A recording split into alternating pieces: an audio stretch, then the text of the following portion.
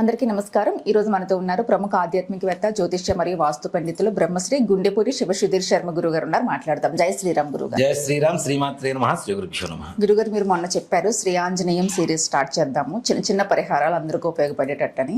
అందులో చాలా రెమెడీస్ చేసుకోవచ్చు అని చెప్పారు మీరు. అందులో భాగంగా ఫస్ట్ది అనుకున్న పనులు అనుకునేటట్టు అయ్యేటట్టు, అంటే ఏ ప్రయత్నం చేసినా ఫలించాలి. తప్పనిసరిగానా ఆంజనేయ స్వామి వారి నామస్మరణ సకల కార్య సిద్ధి కలుగు చేస్తుంటుంది. ఎందుకంటే ఆయన గురించి చెప్పాలంటే ముందు ఫస్ట్ మనం బ్రీత్ తీసుకోవాలి, గ్యారంటీ. అంత గొప్ప తత్వం కలిగినటువంటి ఒక శక్తిమంతుడు ఆంజనేయ స్వామి వారు. ఆయన నామస్మరణ చేసిన ఆయనకి పూజా విధానాలు, శ్లోకాలు, ధ్యాన శ్లోకాలు, దండకాలు, సహస్రాలు, అష్టోత్తరాలు అనేక రకాలు ఉన్నాయి నాన్న. వీటిల్లో అతి రహస్యమైనటువంటి, అంటే ఇప్పుడు ఆంజనేయ స్వామి వారి సుందరకాండే తీసుకుందాం. సుందరకాండలో అనేక రకాలైనటువంటి సర్గలు ఉంటాయి. సర్గల్లో మనకి అనుకున్న పనులు అవ్వడానికి కొన్ని రకాల సర్గలు ఉంటాయి. ఒకటి వివాహం కోసం, ఒకటి సంతానం కోసం, అట్లా ఒక్కో రకమైనటువంటి సర్గలు ఉంటాయి. ఏదైనా సరే మనం అనుకున్న పనులు అస్సలు ముందుకు వెళ్ళటం లేదు, ఎంత ప్రయత్నం చేసినా పనులు కావటం లేదు అనుకునేటువంటి వాళ్ళకి నిజంగా చెప్పాలి అంటే ఆంజనేయ స్వామి వారి పరిపూర్ణమైనటువంటి అనుగ్రహం కలగాలంటే ఈ మాట ప్రతి దాంట్లో చెప్తాను నేను, ప్రతి ఎపిసోడ్లో చెప్తాను నేను. ఫస్ట్ రాముల వారే ధ్యానం చేయండి. ఎక్కడ రామనామం వినపడుతుందో అక్కడ ఆంజనేయ స్వామి వారు తిష్ట వేసుకొని కూర్చొని ఉంటారు. కాబట్టి రామనామం చెయ్యకుండా ఆంజనేయ స్వామి వారి ఏది చెయ్యవద్దు. ముఖ్యంగా ఆంజనేయ స్వామి వారు మనకి పలకాలి అంటే మనకి ముందు మన నోట్లో రామనామం పలకాలి తప్పనిసరిగా. అదే ఇష్టం ఆయనకు, అంతే కదా. ఇక్కడ జై హనుమాన్ అనే దానికంటే కూడా ఆంజనేయ స్వామి వారికి జై శ్రీరామ్ అంటేనే ఇష్టం. అంత గొప్పది రామనామం. అలాంటి చోట ఆంజనేయ స్వామి వారు ఉంటారు. ఆంజనేయ స్వామి వారిని మనకి తొందరగా అనుకూలంగా మారాలి అంటే మనకి సుందరకాండలో మకుట సర్గ అని ఒకటి ఉంటుంది. మకుట సర్గ ఇది నిజంగా మొన్న మధ్య చాగంటి కోటేశ్వరరావు గారు కూడా చెప్పారు ఇదే మాట. ఈ మకుటం సర్గ అనేటువంటిది, మకుటం అంటే ఏంటి నాన్న, మనకి కిరీటము అని అర్థం. అంటే ఉండేటువంటి 68 సర్గల్లో కూడా, సుందరకాండలో ఉండేటువంటి 68 సర్గల్లో కూడా ఇది తలమానికం, కిరీటం లాంటి సర్గ.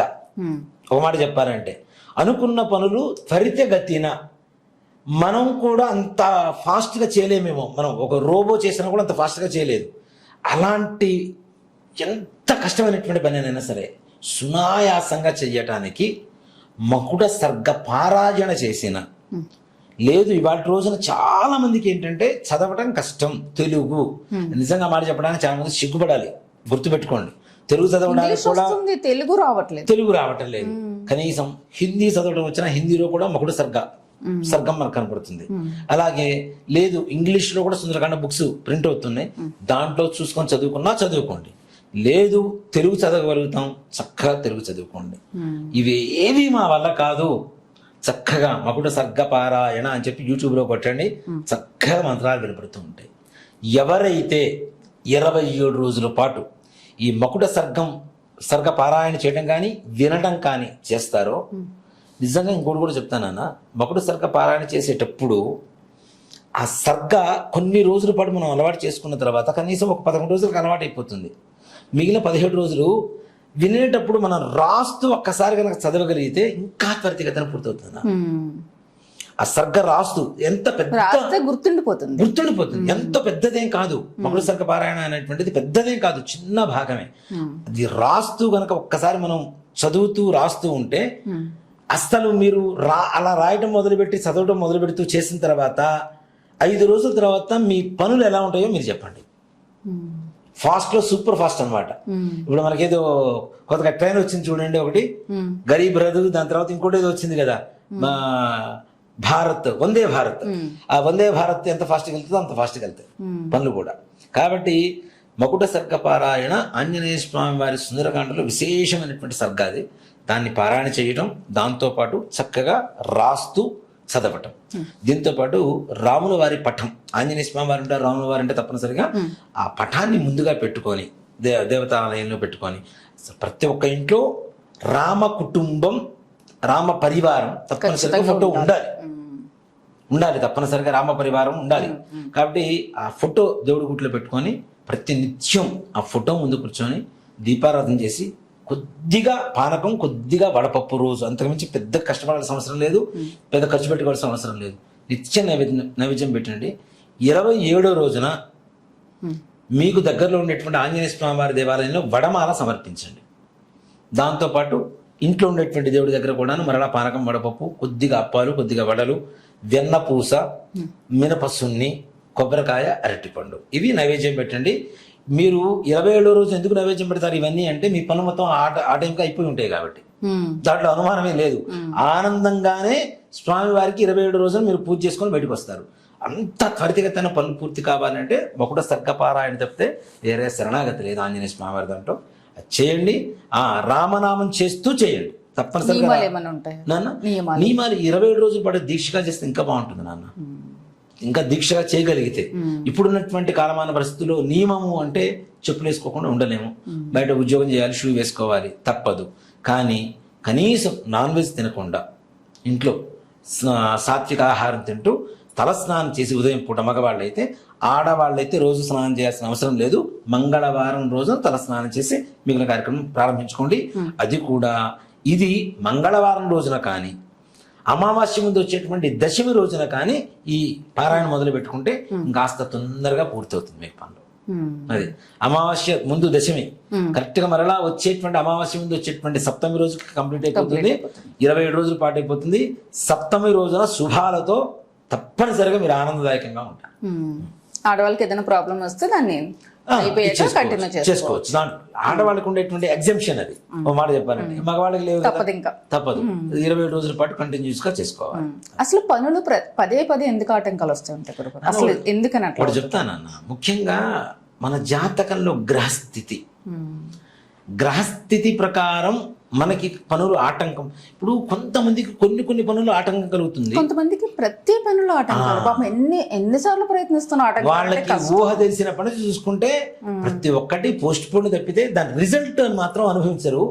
అది అవ్వటం లేదని వాళ్ళు ఇంకో పని ప్రారంభిస్తుంటారు, అది అవ్వటం లేదని ఇంకో పని మీద తిరుగుతున్నారు తప్పితే వీళ్ళకి ఎక్కడ కూడా, ముఖ్యంగా వీళ్ళ జాతకంలోనన్నా ఆంజనేయ స్వామి వారికి చేయడం ద్వారా గ్రహాల దోషాలు పోతాయని చెప్పడం కూడా అది. అందుకని శని గ్రహం ఎక్కడ ఉంటుంది, శనీశ్వరుణ్ణి తోకకు చుట్టి విసిరేశాడు ఆంజనేయ స్వామి. అందుకని నీ భక్తుల్ని నేను తొందరగా టచ్ చేయనని చెప్తాడు.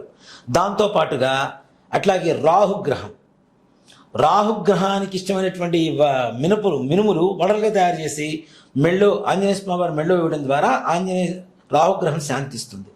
అలాగే ముఖ్యంగా ఆంజనేయ స్వామి వారికి పూజ చేస్తే నవగ్రహాలు సంబంధించినటువంటి సకల దోషాలు కూడా పోతాయని చెప్పి శాస్త్రం చెబుతూ ఉంటుంది మనకి. అందుకని ఆయన ఎవరు, రుద్రవీర్య సముద్భవుడు, రుద్రాంశ సంభూతుడు ఆంజనేయ స్వామి వారు శివుడి నుంచి వచ్చినటువంటి వాడు. అందుకని శివాలయాల్లో మాత్రమే ఉండేటువంటి నవగ్రహాలు ఆంజనేయ స్వామి వారి దేవాలయంలో కూడా ఉంటాయి. కాబట్టి ఇక్కడ నవగ్రహాలకి, జ్యోతిష్ శాస్త్రానికి, ఆంజనేయ స్వామి వారికి ఉండేటువంటి లింక్ అది. అంతేకాకుండా జ్యోతిష్ శాస్త్రం మొత్తం కూలంకషంగా తెలిసినటువంటి వాడు ఆంజనేయ స్వామి వారు. జ్యోతిష్ శాస్త్రం సంపూర్ణంగా తెలిసినటువంటి వాడు ఆంజనేయ స్వామి వారు. కాబట్టి ఈ గ్రహాలు మెయిన్ మన జాతకంలో ఎక్కడైతే గ్రహాలు వీక్ అవుతూ ఉంటాయో, ఏనాటి శని కావచ్చు, అష్టమ శని కావచ్చు, లేదంటే రాహు నీచ స్థానంలో ఉండడం కావచ్చు, అంత జరిగినా మనం ఎంతసేపటికి కుజుడు, శుక్రుడు, రాహు, కేతువు ఈ గ్రహాలే చెప్తూ ఉంటాం కదా. వీటితో పాటుగా శుభగ్రహాలు కూడా మనకి చెడు స్థానాల్లో ఉంటే అవి ఇచ్చేవి చెడు ప్రభావం ఉంటుంది. గురుడే ఉన్నాడు నాన్న, గురుడు అష్టమంలో ఉన్నాడు లేదా ద్వాదశంలో ఉన్నాడు, గ్యారంటీ దెబ్బ కొడతాడు. మరి గురుడు చాలా అశుభకారకుడు కదా. కానీ ఉండే ప్లేస్ని బట్టి, ఉండే స్థానాన్ని బట్టి తప్పనిసరిగా ఆ గురుగ్రహం కావచ్చు, శుక్రుడు కావచ్చు, ఏ గ్రహమైనా సరే, శుభ అశుభ గ్రహాలు, వీటిలో ఉచ్చ గ్రహాలు, నీచ గ్రహాలు అని చెబుతూ ఉంటాం.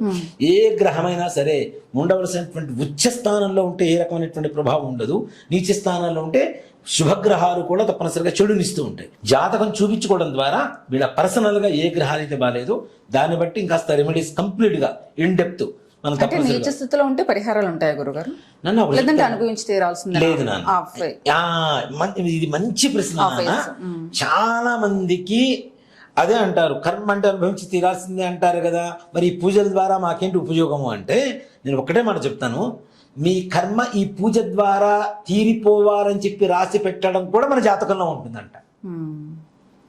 ఇప్పుడు అంతే కదా, మనము మన కర్మ ఉంది నాన్న, 1000 మంది జ్యోతిష్యులను కలుస్తాం, ఎవ్వరూ కరెక్ట్గా సజెషన్ చేయలేదు.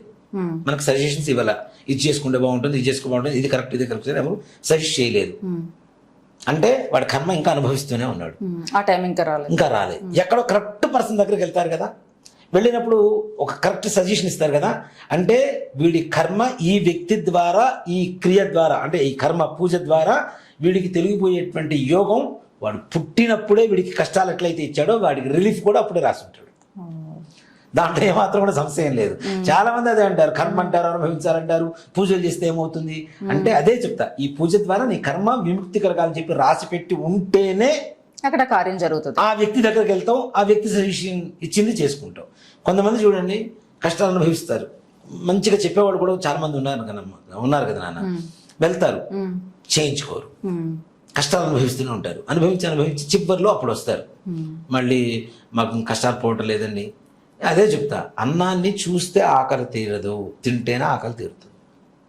అన్నం చూడటం ద్వారా ఏ మాత్రం ఆకలి తీరదు, అన్నం తినాలి కదా. ఇప్పుడు ఒక కర్మ ఉంది, ఆకలి వేసినప్పుడు అన్నం తింటే ఆకలి తీరుతుంది కదా. అవును. మరి అలానే ఆ కర్మ విముక్తికి తగినటువంటి పరిహారం ఏదైతుందో కరెక్ట్గానే అదే చెప్తా, ఎంచుకునేటువంటి వ్యక్తిని కరెక్ట్గా ఎంచుకోండి. అది కూడా మన కర్మ, అది కూడా కర్మే, కరెక్ట్ పర్సన్ మన లైఫ్ లో కూడా ఒక కర్మే, అంతే మరి తప్పనిసరిగా. కాబట్టి అలాంటి కర్మ తీరాలి అంటే తప్పనిసరిగా వాళ్ళ పర్సనల్ జాతకం చూపించుకొని తద్వారా ఉండేటువంటి గ్రహ దోష నివారణ చేసుకోవడం చాలా మంచిది. ఇంకా జనరల్ గా మంచి పరిహారం చెప్పారు, జ్యోతిష్య పరంగా కూడా మంచి నాలెడ్జ్ ని షేర్ చేశారు. అంటే మనకు ఐడియా ఉండాలి, ఐడియా ఉంటేనే మనం పట్టుకోగలం. అంతే కదా నాన్న, దాని గురించి డెప్త్ తెలిస్తేనే చెప్పగలరు. అవును గురుగారు. జై శ్రీరామ్. జై శ్రీరామ్. శ్రీమాత్రే నమః. శ్రీ గురుభ్యో నమః.